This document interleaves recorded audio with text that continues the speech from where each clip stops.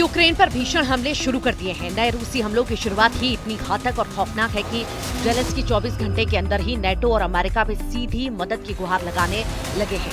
इधर रूसी मीडिया का दावा है कि इस बार यूक्रेन पर रूस के तब तक सीरियल अटैक होते रहेंगे जब तक कि जेलेंस्की का यूक्रेन सरेंडर को तैयार नहीं हो जाता। फूंक डाला यूक्रेन, पुतिन का आखिरी युद्ध शुरू। क्या पुतिन को हराना नामुमकिन? क्या अब जेलेंस्की करेंगे सरेंडर? यूक्रेन पर सीरियल अटैक, 5 प्रांतों पर पूरा कब्जा। लगभग 40 महीने से रूस यूक्रेन जंग चल रही है और अब जंग ऐसे मुहाने पर पहुंच चुकी है जहां या तो अब रूस तबाह हो जाएगा या फिर यूक्रेन भस्म होगा। रूस के साइबेरिया इलाके में जिस तरह से यूक्रेन ने 117 आत्मघाती ड्रोन से रूस के 5 सैन्य एयरबेस को तबाह किया है, उसने पुतिन को अब पूरी तरह से बेकाबू कर दिया है।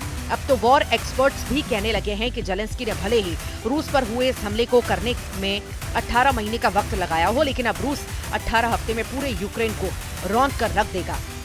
5 एयरबेस पर हमले के बाद से यूक्रेन पर रूसी हमले शुरू हो चुके हैं। दावा किया जा रहा है कि रूस के ये हमले सीरियल अटैक की तरह लगातार होंगे और यूक्रेन के सभी डिफेंस सिस्टम को तबाह करने के बाद यूक्रेन के बड़े इलाकों में कब्जा किया जाएगा।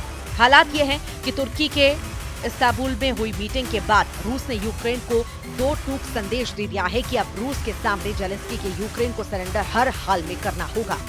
इधर नेटो यूरोप भले ही यूक्रेन को जंग में मजबूत करने के लिए एड़ी चोटी का जोर लगा रहा हो, लेकिन अमेरिका की तरफ से ऐसा लगने लगा है वो अब पुतिन के रूस से विनाश ही हद तक पंगा नहीं लेना चाहता। हम आपको दिखाने जा रहे हैं कि कैसे पुतिन के रूस ने एयरबेस पर हुए हमलों को बदला लेना शुरू कर दिया है और यूक्रेन को तिल तिल करके मारना शुरू कर दिया है। पिछले 24 घंटे से पूरे यूक्रेन में जबरदस्त रूसी हमले हो रहे हैं। तबाह इमारतें, जलते ईंधन डिपो और तबाह होते यूक्रेनी हथियारों का तस्वीरें साबित कर रही हैं कि पुतिन की रूसी सेना ने भयानक तरीके से बदला लेना शुरू कर दिया है। ऐसा लग रहा है रूस अब यूक्रेन से सीज फायर पर कोई बातचीत नहीं करेगा। जिस तरह से क्राइमिया पुल पर लगभग 1100 से 1200 किलो के बम धमाके से यूक्रेनी सेना ने हमला किया, उससे रूसी सेना को और ज्यादा भड़का दिया है। पहले रूस के 5 एयरबेस पर यूक्रेनी हमले और फिर क्राइमिया के पुल पर यूक्रेनी हमले ने साबित किया कि जेलेंस्की का यूक्रेन आग के साथ खेल रहा है, जिसके पीछे कहीं न कहीं जर्मनी, फ्रांस, ब्रिटेन जैसे देश मौजूद हैं। लेकिन पुतिन ने जिस तरह से ट्रंप के साथ 75 मिनट की फोन वार्ता के तुरंत बाद यूक्रेन पर हमले शुरू किए, वो साबित करते हैं यूक्रेन के बहुत बुरे दिन शुरू हो चुके हैं। रूस ने 5 जून की सुबह से यूक्रेन पर बड़े पैमाने पर मिसाइल और ड्रोन हमले किए, जिसमें राजधानी कीव समेत 12 शहर शामिल हैं। यूक्रेन के पश्चिमी क्षेत्रों को रूसी सेना ने निशाना बनाया। इस हमले में कीव सहित टोर्नोपिल, खमेलनित्स्की ओब्लास्ट और लुत्स्क में विस्फोटकों की खबरें आई। कीव में ड्रोन हमलों से कई आवासीय इमारतों और नागरिक बुनियादी ढांचे में आग लग गई है, जिसमें कम से कम 16 लोग घायल हुए हैं। मेयर विटाली क्लिचको ने इसकी पुष्टि की। रूस ने अपने Tu-95MS स्ट्रेटेजिक बॉम्बर से क्रूज मिसाइलें दागी, जिसके बाद यूक्रेन के सभी क्षेत्रों में हवाई हमले की चेतावनी जारी की गई। पश्चिमी यूक्रेनी शहर टेर्नोपिल, जो आमतौर पर रूसी हमलों का निशाना नहीं बनाया जाता है, वहां भी बुनियादी ढांचे और औद्योगिक सुविधाओं पर हमले हुए, जिससे शहर के कुछ हिस्से की बिजली गुल हो चुकी है।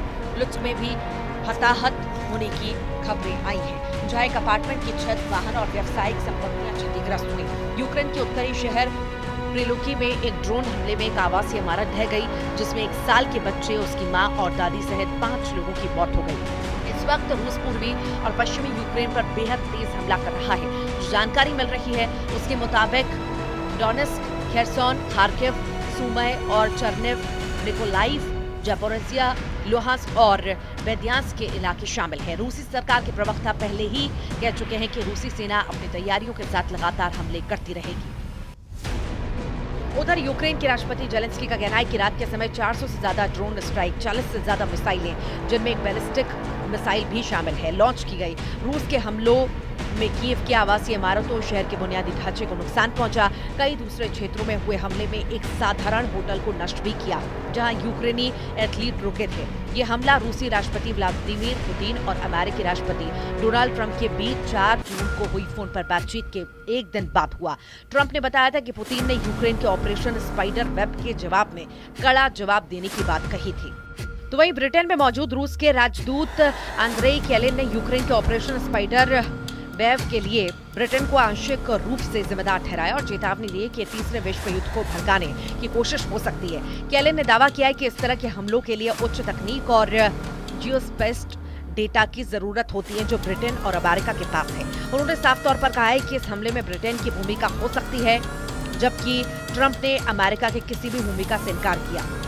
यूक्रेन ने रूस के 5 एयरबेस पर हमले करके रूस को भारी नुकसान पहुंचाया। यूक्रेन ने दावा किया था कि उसने ड्रोन्स की मदद से रूस के A-50, Tu-95, Tu-22, M3 और Tu-160 विमानों को निशाना बनाया। इस हमले के बाद व्लादिमीर पुतिन आग बबूला हो चुके हैं। रूस यूक्रेन युद्ध में जहां एक तरफ ड्रोन और टैंक सुर्खियों में रहे, तो वहीं अब एक और हथियार चर्चा में है, Zircon hypersonic anti ship missile. ये कोई आम मिसाइल नहीं बल्कि एक ऐसा हथियार है जिसे रूस अपना गेम चेंजर बता रहा है। खबर है कि यूक्रेन पर रूस इन मिसाइलों से जमकर हमले करेगा। अब रूस लगभग 1200 दिनों से चल रही जंग को और लंबा नहीं खींचना चाहता। यूएन के मुताबिक 3.5 साल की जंग में 30 लाख यूक्रेनी अपने ही देश में दूसरे ठिकानों पर जा चुके हैं, जबकि 60 लाख से ज्यादा यूक्रेनी विदेशों में शरण लिए हुए हैं। इधर पुतिन ने अमेरिका और यूक्रेन को साफ कह दिया है कि अगर सीज फायर चाहते हो तो यूक्रेन के कम से कम 5 प्रांत रूस के हवाले कर दो। हम आपको बता दें कि रूस ने इन इलाकों पर हमले तेज कर दिए हैं जिन पर वो कब्जा करना